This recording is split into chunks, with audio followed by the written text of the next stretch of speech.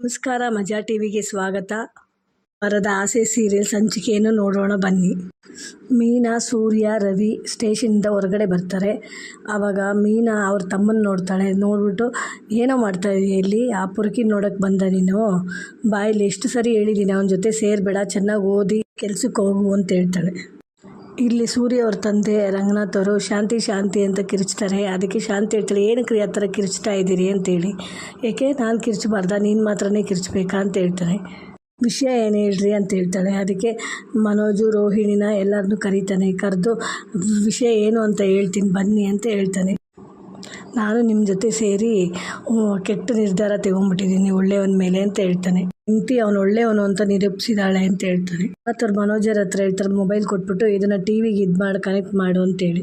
ಟಿವಿಯಲ್ಲಿ ಸೂರ್ಯ ಮಾತಾಡೋದು ಮತ್ತು CCTV ಫೋಟೇಜು ಇದೆಲ್ಲ ತೋರಿಸ್ತಾರೆ. ಅವಾಗ ಶ್ರುತಿ ಹೇಳ್ತಾಳೆ, ನಿಜವಾಗ್ಲೂ ಕುಡ್ದಿರಲಿಲ್ಲ ಅವತ್ತು ಮುತ್ತು ಅವರು ಅಂತೇಳಿ. ಅದಕ್ಕೆ ಅವ್ರ ತಂದೆ ಹೇಳ್ತಾರೆ, ಅವನು ಎಷ್ಟೋ ತಪ್ಪು ಮಾಡಿದ್ದಾನೆ, ಆದರೆ ನನ್ನ ಹತ್ರ ಸುಳ್ಳು ಹೇಳಿಲ್ಲ, ಆದರೂ ನಾನು ಅವನ್ನ ನಂಬಿಲ್ಲ ಅಂತ ಹೇಳ್ತಾನೆ. ಹೇಳ್ತಾನೆ, ಇದು ಸುಮ್ಮನೆ ಮುತ್ತುನು ಅವ್ನ ಫ್ರೆಂಡ್ ಸೇರಿ ಏನಾದರೂ ಮಾಡಿರ್ಬೋದು ಅಂತೇಳಿ. ಅದಕ್ಕೆ ಅವ್ರ ತಾಯಿ ಹೇಳ್ತಾರೆ, ಮಾಡಿರ್ಬೋದು ಅಂತೇಳಿ. ರಂಗನಾಥ್ ಅವ್ರು ಹೇಳ್ತಾರೆ, ಅಮ್ಮ ಮಗ ಇಬ್ಬರು ಒಂದೇ ಥರನೇ, ಒಳ್ಳೇದು ಯಾವ್ದು ಹೇಳಿದ್ರು ನಂಬಲ್ಲ, ಕೆಟ್ಟದ್ದು ಬೇಗ ನಂಬಿಡ್ತೀರಿ, ಅವನು ಆಧಾರ ಸಮೇತನೇ ಪ್ರೂವ್ ಮಾಡಿರೋದು ಅಂತ ಹೇಳ್ತಾರೆ. ಶ್ರುತಿ ಹೇಳ್ತಾಳೆ, ಹೌದು ಮಾವ, ನೀವು ಹೇಳ್ತಾ ಇರೋದು ಕರೆಕ್ಟೇ, ಎಷ್ಟು ಜನ ಇದರಿಂದ ಬಾಧೆ ಪಟ್ಟಿದ್ದಾರೆ ಸೋಷಿಯಲ್ ಮೀಡಿಯಾಯಿಂದ ಅಂತ ಹೇಳ್ತಾಳೆ. ಅದಕ್ಕೆ ರಂಗನಾಥ್ ಅವ್ರು ಹೇಳ್ತಾರೆ, ನನ್ನ ಮಗನ ಒಂದ್ಸರಿ ನಾನು ಸಂಶಯ ಪಟ್ಬಿಟ್ಟೆ, ನಂಬ್ದಿರಾ, ಆದರೆ ಇವಾಗ ನಾನು ನಂಬ್ತೀನಿ ಅಂತೇಳಿ. ಶಾಂತಿ ಹೋಗಿ ಆರತಿ ತಟ್ಟೆ ಎತ್ಕೊಂಡು ಬಾ ಅಂತ ಹೇಳ್ತಾನೆ. ಅದಕ್ಕೆ ಶಾಂತಿ ಹೇಳ್ತಾಳೆ, ಆರತಿ ಏನಕ್ಕೋಸ್ಕರ ಅಂತೇಳಿ. ಅದಕ್ಕೆ ರಂಗನಾಥ್ ಅವ್ರು ಹೇಳ್ತಾರೆ, ಮೀನಾ, ಸೂರ್ಯ ಬರ್ತಾರಲ್ಲ ಅವ್ರಿಗೆ ಆರತಿ ಮಾಡೋಕ್ಕೆ ಅಂತ. ಅದಕ್ಕೆ ಶಾಂತಿ ಹೇಳ್ತಾಳೆ, ಏನು ಸಾಧಿಸ್ಬಿಟ್ಟು ಬರ್ತಾ ಇದ್ದಾರ ಅಂತ. ಅದಕ್ಕೆ ಅವನು ಹೇಳ್ತಾನೆ, ಒಂದು ಹುಡುಗಿ ಇಷ್ಟು ಸಾಧನೆ ಮಾಡಿ ಬಂದಿದ್ದಾಳೆ ಅದಕ್ಕೆ ಅಂತ ಹೇಳ್ತಾನೆ.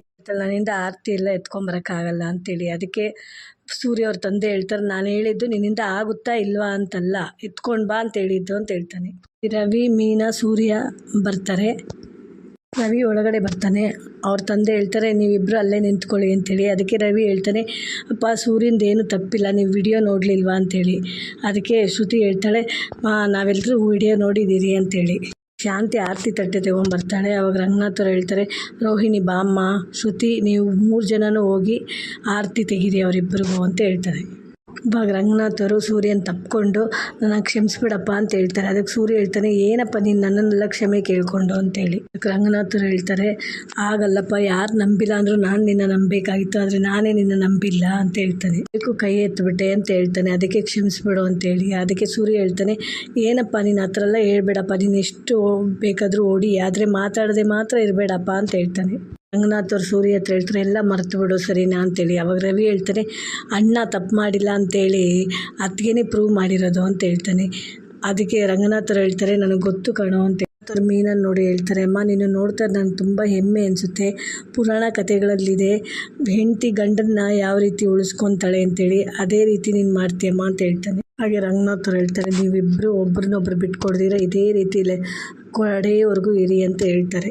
ಹೇಳ್ತಾನೆ, ಅಪ್ಪ, ನೀವಿರೋವರೆಗೂ ನಮಗೇನು ಇದಿಲ್ಲಪ್ಪ ಅಂತ ಹೇಳ್ತಾನೆ. ಮೀನಾ ಶಾಂತಿ ಹತ್ರ ಬಂದು ಹೇಳ್ತಾಳೆ, ಅತ್ತೆ, ನಾನು ನಿಮ್ಮ ಥರನೇ ಮೊದಲು ನಂಬಲಿಲ್ಲ, ಆಮೇಲೆ ಅವ್ರ ಮನಸ್ಸು ಯಾವ ರೀತಿ ಅಂತ ಗೊತ್ತು, ಅದಕ್ಕೆ ನಾನು ನಂಬಿದೆ.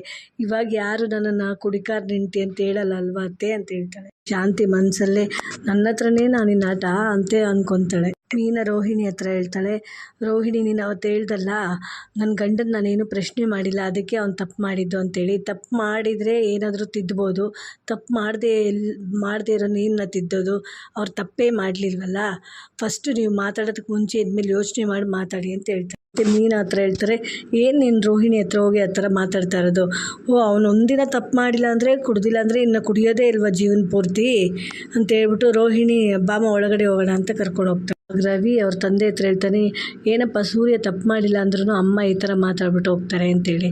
ರಂಗನಾಥ್ ಅವ್ರು ಹೇಳ್ತಾರೆ, ಹೊಸ್ದಾಗಿ ಏನಾರ ಮಾತಾಡ್ತಾಳ ಅವಳು, ಮನೋಜ್ ಏನಾದರೂ ತಪ್ಪು ಮಾಡಿದ್ರೆ ಮಾತ್ರ ಮುಚ್ಚಾಕ್ತಾಳಷ್ಟೇ, ಸೂರ್ಯ ತಪ್ಪು ಮಾಡಿದ್ರೆ ಅದೇ ರೀತಿ ತಾನೇ ನಡ್ಕೊಳ್ಳೋದು. ಸರಿ, ನೀವು ಸ್ಟೇಷನ್ವರೆಗೂ ಹೋಗಿದ್ದೀರಿ, ಹೋಗಿ ಸ್ನಾನ ಮಾಡ್ಕೊಂಡು ಬನ್ನಿರಿ ಅಂತ ಹೇಳ್ತಾನೆ.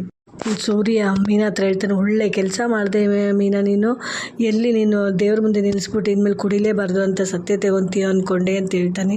ಅವಾಗ ಅವಳು ಗಿಂಡ್ತಾಳೆ. ಅದಕ್ಕೆ ಸೂರ್ಯ ನಾನು ಸ್ನಾನ ಮಾಡ್ಕೊಂಬರ್ತೀನಿ ಅಂತ ಹೋಗ್ತಾನೆ. ಸ್ಟೇಷನ್ಗೆ ಮೀನಾ ತಮ್ಮ ಅವನ ಫ್ರೆಂಡು ಬರ್ತಾರೆ. ಆ ಕಾನ್ಸ್ಟೇಬಲ್ ಕೇಳ್ತಾನೆ ಏನು ಅಂತೇಳಿ. ಅದಕ್ಕೆ ಅವ್ರು ಹೇಳ್ತಾರೆ, ನಾವು ಕಾಯಿ ಸುಬ್ಬನ ನೋಡೋಕ್ಕೆ ಬಂದಿರೋದು ಅಂತ. ಇನ್ಸ್ಪೆಕ್ಟರ್ ಬಂದರೆ ಬೈತಾರೆ, ಬೇಗ ಮಾತಾಡ್ಕೊಂಡು ಬನ್ನಿ ಅಂತ ಹೇಳ್ತಾನೆ. ಅವಾಗ ಕಾಗೆ ಸುಬ್ಬ ಮೀನಾ ತಮ್ಮನ ಹತ್ರ ಹೇಳ್ತಾನೆ, ನಿನ್ನ ಮನಸ್ಸಲ್ಲಿ ಏನಿದೆ ಅಂತ ನನಗೆ ಇವಾಗ ಗೊತ್ತು. ನಾನು ಆ ವಿಡಿಯೋ ತೆಗೆದಿದ್ದು ನಿನಗೆ ತೋರ್ಸೋಣ ಅಂತೇಳಿ, ಯಾರಿಗೂ ಕಳ್ಸೋಕ್ಕಲ್ಲ. ಆದರೆ ನಾನು ಕಳಿಸ್ಲಿಲ್ಲ, ನನ್ನ ಜೊತೆ ಒಬ್ಬನಿದ್ನೆಲ್ಲ ಮತ್ತಲ್ಲಿ ಕಳಿಸ್ಬಿಟ್ಟಿದ್ದಾನೆ ಅಂತ ಹೇಳ್ತಾನೆ. ನಾನು ಸುಮ್ಮನೆ ಅದು ವಿಡಿಯೋ ತೆಗೆದಿದ್ದು ನಿನಗೆ ತೋರ್ಸೋಣ, ನಿನ್ನ ಕೈ ಹೊಡೆದಾಕಿದ್ದಾನಲ್ಲ, ನಿನ್ಗೆ ಅಡ್ವೈಸ್ ಮಾಡ್ತಾನಲ್ಲ ಅದಕ್ಕೋಸ್ಕರ ಅಂತ ಹೇಳ್ತಾನೆ. ನೀನು ತಪ್ಪಾಗಿ ತಿಳ್ಕೊಬೇಡ ನನ್ನನ್ನು ಅಂತ ಹೇಳ್ತಾನೆ. ಮೀನಾ ತಮ್ಮ ಹೇಳ್ತಾನೆ, ಗೊತ್ತಿಲ್ಲದೆ ತಾನೇ ಮಾಡಿದೆ, ಸರಿ ಬಿಡು ಹೋಗಲಿ ಅಂತ ಹೇಳ್ತಾನೆ. ನಿನ್ನ ಆದಷ್ಟು ಬೇಗ ಜಾಮೀನ್ ಮೇಲೆ ಹೊರಗಡೆ ಕರ್ಕೊತೀನಿ ಅಂತ ಹೇಳ್ತಾನೆ. ಅದಕ್ಕೆ ಕಾಗೆ ಸುಬ್ಬ ಹೇಳ್ತಾನೆ, ನನಗದು ಗೊತ್ತು, ನೀನು ಬೇಗ ನನ್ನನ್ನು ಹೊರಗಡೆ ಕರ್ಕೊತೀಯ ಅಂತೇಳಿ, ನಾನು ಬರೋವರೆಗೂ ನೀನೇ ನೋಡ್ಕೋಬೇಕು ಅಂತ ಹೇಳ್ತಾನೆ. ಅದಕ್ಕೆ ಕಾನ್ಸ್ಟೇಬಲ್ ಆಯ್ತಾ ಮಾತಾಡಿದ್ದು, ಬೇಗ ಬನ್ನಿ ಅಂತ ಹೇಳ್ತಾನೆ.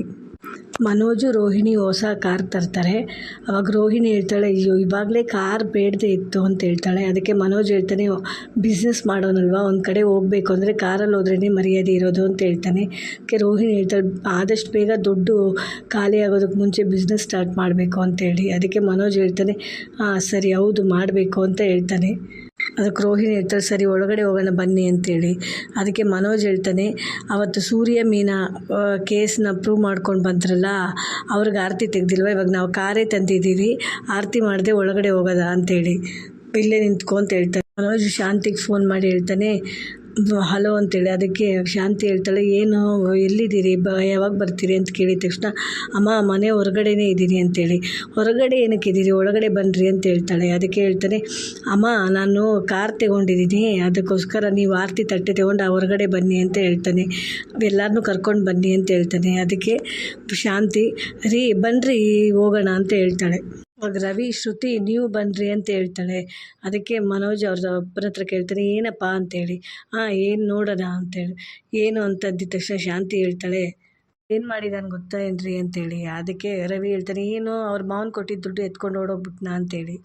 ಅದಕ್ಕೆ ಅವರಮ್ಮ ಹೇಳ್ತಾರೆ, ಏನು ಅಲ್ಲ, ಕಾರ್ ತೊಗೊಂಡಿದ್ದಾರೆ ಹೊಸದು ಅದಕ್ಕೆ ಅಂತೇಳಿ. ಅದಕ್ಕೆ ಸೂರ್ಯ ಹೇಳ್ತಾನೆ, ನಾನು ಅವತ್ತೇ ಹೇಳಿದ್ನಲ್ಲ ಕಾರ್ ಏನು ಇವಾಗ ಬೇಡ ಅಂತೇಳಿ.